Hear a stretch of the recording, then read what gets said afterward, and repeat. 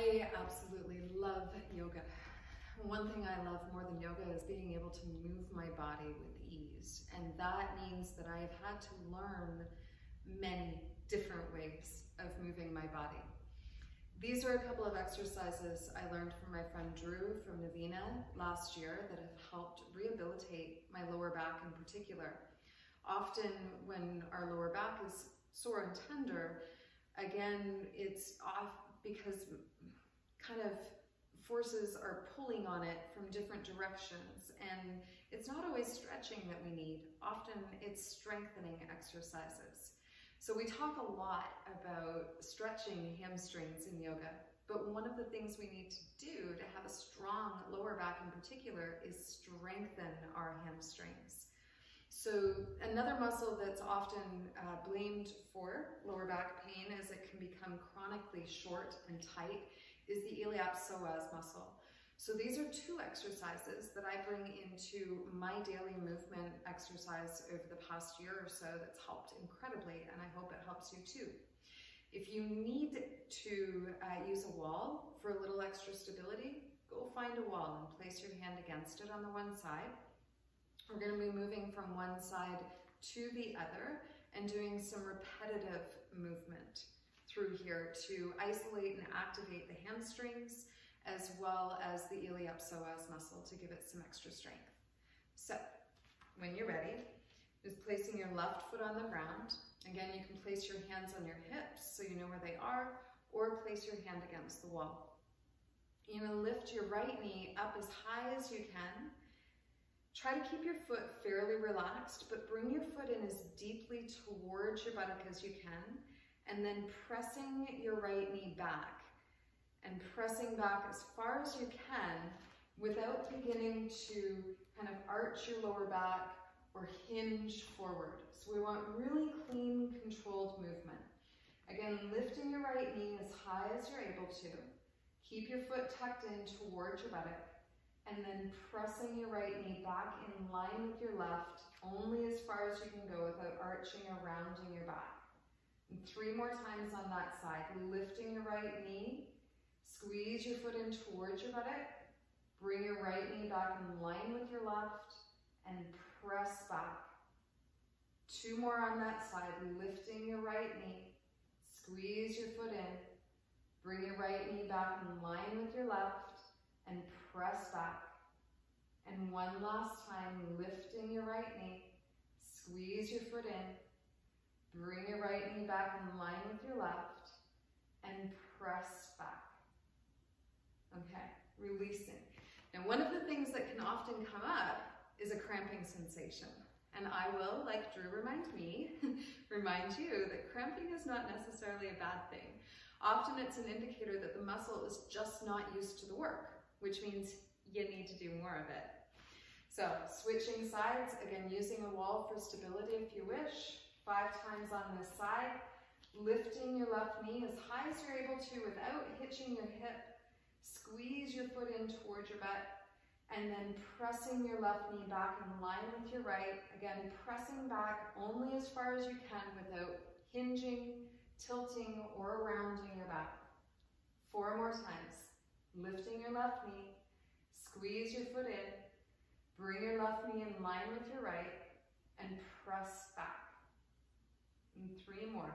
Lifting your left knee, squeeze your foot in, bring left knee in line with your right, and press back.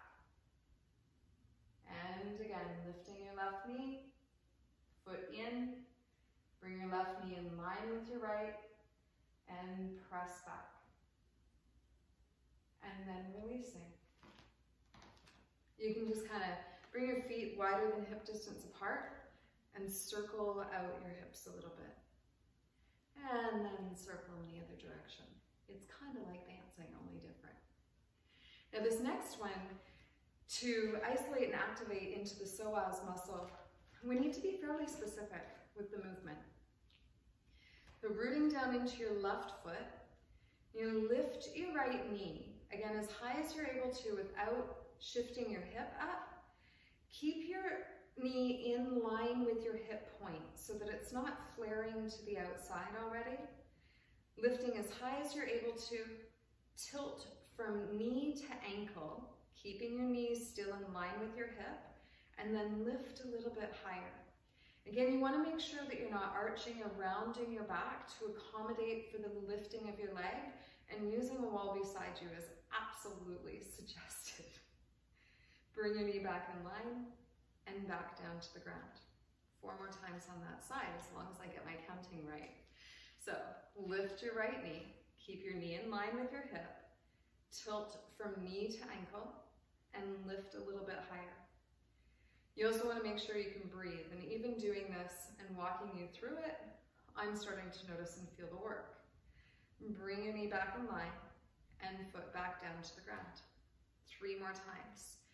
Lifting your right knee, shift from knee to ankle, just tilting on an angle, and lift a little bit higher.